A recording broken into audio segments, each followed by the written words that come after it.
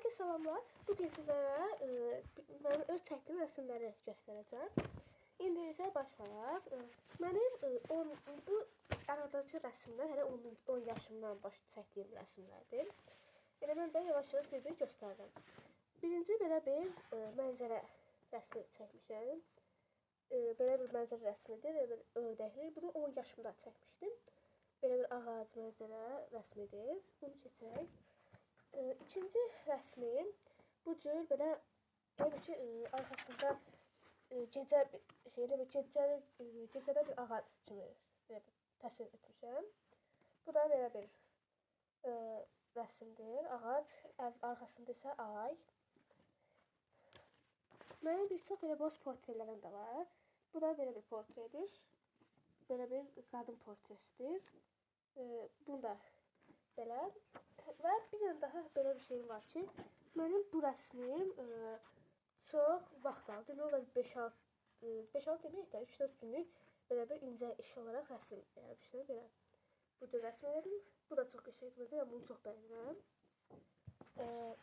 Sonra bu belə bir rəsm var. Bundan əvvəlkini bu il çəkmişdim. Belə bir oyuncaq su, şəlalə kimi. Bu isə 10 yaşıma aid bir rəsmdir. Ən birinci göstərdiyim rəsm də ona aiddir. Bu da 10 yaşıma aiddir. Belə bir 10 yaşımda belə bir rəsm daha çəkmişdim.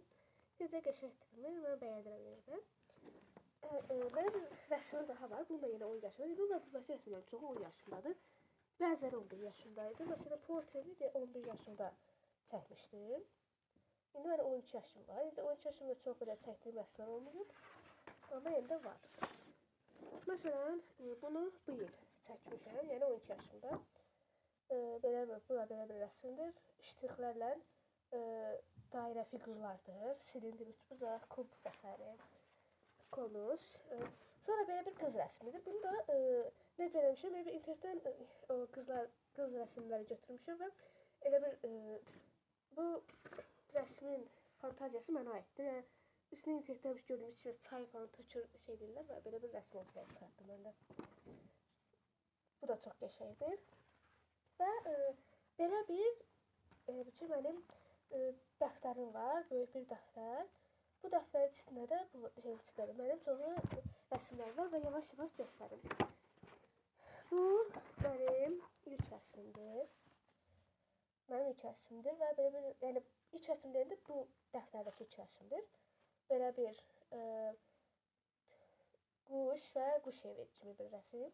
Güllərlə örtülü. Məncə çox qəşəngdir. İkinci rəsm belə bir rəsmdir. Üçbucaq. Bu da əvvəl görünmədi.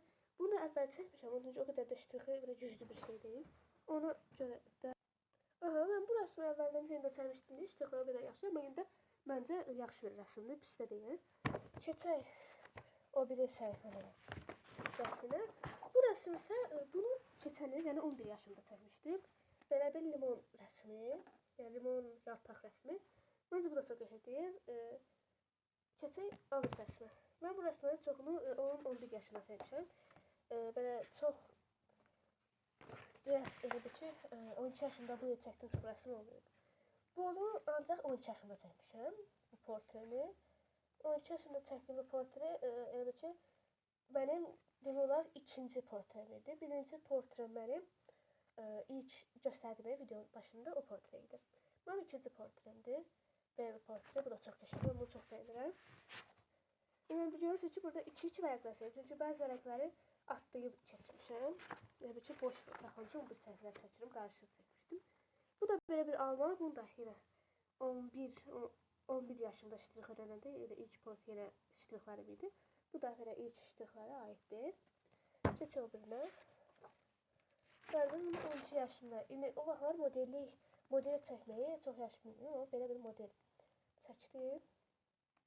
Bu modeli mən bu il 12 yaşımda 2025-in, yəni 12 yaşımda çəkmişdim. Amma model də çox, yəni bu çəkdiyim şeyi də çox bəyənirəm. Məncə gözəldir. Keçək o birisinə.